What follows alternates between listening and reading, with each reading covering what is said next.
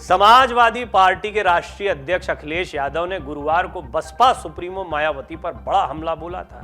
उन्होंने कहा था, मायावती वही करती हैं जो बीजेपी उन्हें करने के लिए कहती है।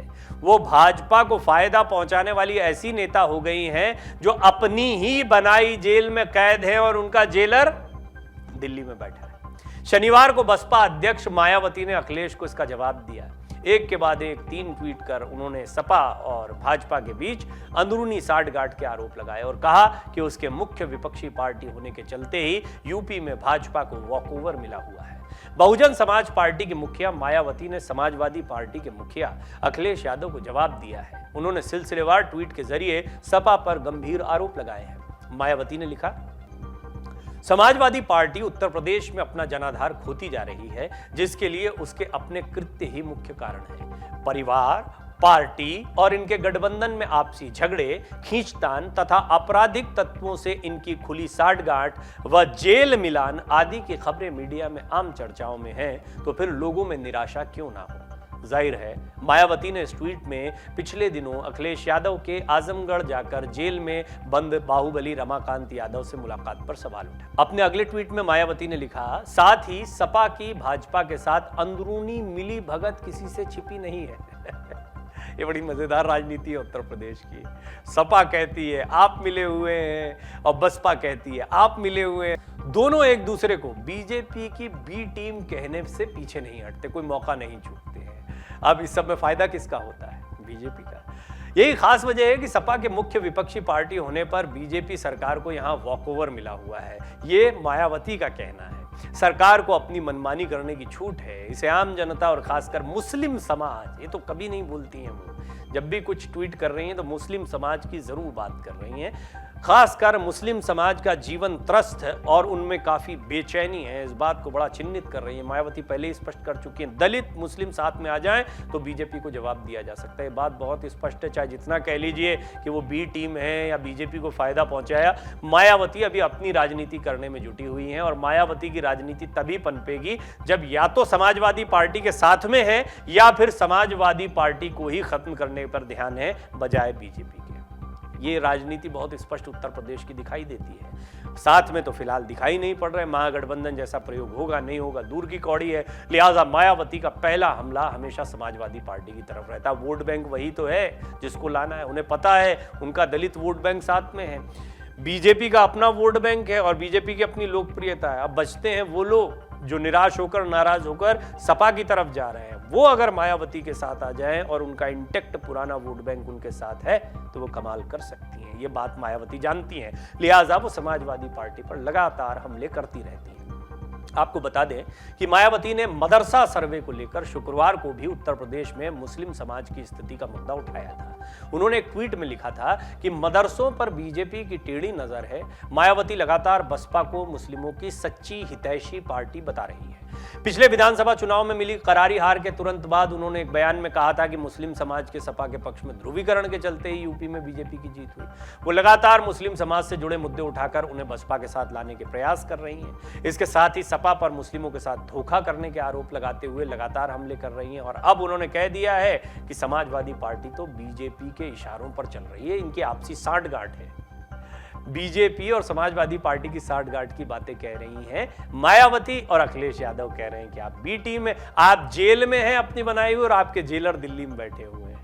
शनिवार को अपने तीसरे ट्वीट में बसपा सुप्रीमो ने लिखा, सपा मुखिया अपनी इसी प्रकार की जन विरोधी कमियों को छिपाने के लिए दूसरों के खिलाफ अक्सर अनर्गल और बचकानी बयानबाजी आदि करके या करवाकर लोगों का ध्यान बांटने का प्रयास करते रहे हैं, जिससे लोगों और देश के अन्य विपक्षी पार्टियों को भी सपा से सावधान रहने की जरूरत है। वो यहाँ पर तीसरे मोर्चे पर भी टिप्पणी कर रही है। नीतीश कुमार आए, अखिलेश यादव से, मुलायम सिंह यादव से मिलकर गए। मायावती का स्टैंड क्लियर नहीं है। वो बिल्कुल ममता बनर्जी और उनकी पॉलिटिक्स अलग चल रही है। अपनी पार्टी पर, अपनी राजनीति पर ध्यान है। बीते दिनों अखिलेश यादव ने मायावती के संदर्भ में कहा था, बहुजन समाज पार्टी वही काम करती है जो बीजेपी कहती है। अगर 2017 के चुनाव में और पिछले चुनाव में बसपा ने बीजेपी की मदद नहीं की होती तो उनकी सरकार नहीं बनी होती। आप उनके फैसलों को देख लीजिए। राष्ट्रपति चुनाव ही आजमगढ़ के उपचुनाव में उन्होंने कुछ नहीं बोला और 2 दिन बाद बीजेपी का समर्थन कर दिया। राष्ट्रपति द्रौपदी मुर्मू का जब समर्थन हुआ था तो बहुजन समाज पार्टी की नेता मायावती ने स्पष्ट कर दिया था कि हम दलित समाज की आवाज़ को उठाते रहे हैं, पिछड़ों की आवाज़ को उठाते रहे हैं और पहली बार देश को आदिवासी राष्ट्रपति मिलने जा रहा है तो इतने बड़े कदम में हम उनका साथ देंगे। हमारे अपने राजनीतिक विरोध है, इसके बावजूद हम उनके साथ में जाएंगे। देखिए, ये बीजेपी का एक बड़ा दांव था। सिर्फ अकेली मायावती नहीं, ऐसे बहुत सारे गैर एनडीए दल रहे थे जो बीजेपी के खिलाफ दिखाई देते हैं, लेकिन उनको द्रौपदी मुर्मू का समर्थन करना पड़ा था। खुलकर तो उनके खिलाफ कोई भी नहीं बोल रहा था और ऐसे में मायावती ने अगर उनका समर्थन किया तो ये इतना गंभीर मुद्दा नहीं बनता कि इस पर यह कह दिया जाए कि वो बीजेपी का सपोर्ट कर रही है। ये बात सही है कि राजनीतिक समीकरणों को अगर उठाकर देखा जाए तो 2022 के विधानसभा चुनाव के बाद जो बीजेपी ने अपनी खुद की समीक्षा करवाई थी उसकी रिपोर्ट ये कहती है कि कई सीटों पर बहुजन समाज पार्टी के उम्मीदवारों की वजह से सपा का प्रत्याशी हारा और बीजेपी को फायदा मिला या बीजेपी को फायदा मिला, इस तरीके से इस बात को कहा गया। तो ये बात सही है, लेकिन ये राजनीतिक समीकरण है, ये लड़ाई तो चलती रहेगी। जब आपस में टूट फूट होगी, वोटों का बंटवारा होगा। उदाहरण है आजमगढ़, अखिलेश यादव लड़े तो मायावती ने तो सपोर्ट किया था, उस वक्त कोई उम्मीदवार नहीं उतारा था, लेकिन इस बार मामला अलग था। धर्मेंद्र यादव उतरे तो गुड्डू जमाली को भी उतार दिया। गुड्डू जमाली को उतने ही वोट मिल गए, लगभग तीनों को आसपास वोट मिले। बड़ा कड़ा मुकाबला था, जीत गए निरहुआ, पहले से कम वोट मिले। लेकिन पिछली बार जब बसपा ने अपरोक्ष रूप से अखिलेश यादव का समर्थन किया था, बहुत बड़ी जीत बनी थी, बहुत बड़ी, 2 गुनी के आसपास बड़ी जीत रही थी अखिलेश यादव की निरहुआ के खिलाफ।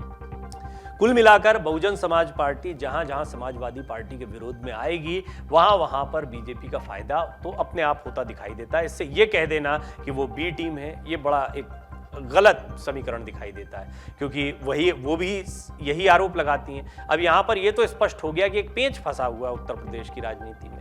दोनों ही अपने अपने दावे करते हैं, जनता को कंफ्यूजन रहता है इन बीजेपी के खिलाफ जो है कि हम इनके साथ जाएं कि इनके साथ जाएं।